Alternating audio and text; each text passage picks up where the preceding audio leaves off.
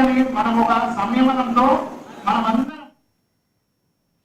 CM చంద్రబాబుపై APCC chief YS Sharmila ఆగ్రహం వ్యక్తం చేశారు. చంద్రబాబుకి బనకచెర్ల ప్రాజెక్టు ఏటీఎంలా మారిందని మండిపడ్డారు.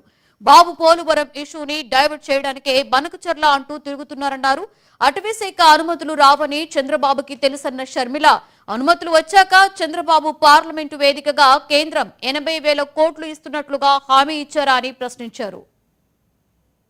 పోలవరం నుంచి అటెన్షన్ డైవర్ట్ చేయడానికి మాత్రమే ఈరోజు బనకచెర్ల గురించి మాట్లాడుతున్నారు.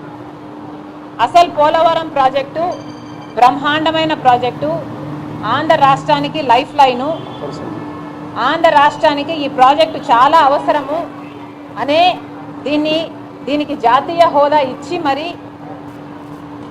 పోలవరం ప్రాజెక్టు విభజన హామీలలో ఒకటిగా చేర్చి ఇది ఆంధ్ర రాష్ట్ర ప్రజలకు ఇచ్చిన వాగ్దానంగా నిలబడింది. మరి అలాంటప్పుడు పోలవరం ప్రాజెక్టుని ఎలా లైట్ తీసుకుంటారు? ఇంత చులకనగా ఈరోజు కేంద్ర ప్రభుత్వము కేవలం 25,000 కోట్ల రూపాయలు మిగిలించుకోవడానికి ఈరోజు 83,000 కుటుంబాలకి R&R ప్యాకేజ్ ఇవ్వకుండా తప్పించుకోవడానికి ఈ ప్రాజెక్టు 45 మీటర్లలో కాకుండా 41 మీటరే నీటి నిల్వ చేయాలి అని ఈరోజు కేంద్రం చెప్తుంది.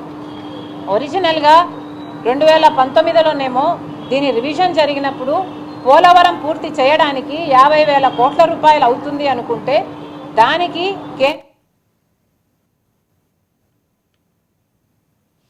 రాష్ట్ర ప్రభుత్వం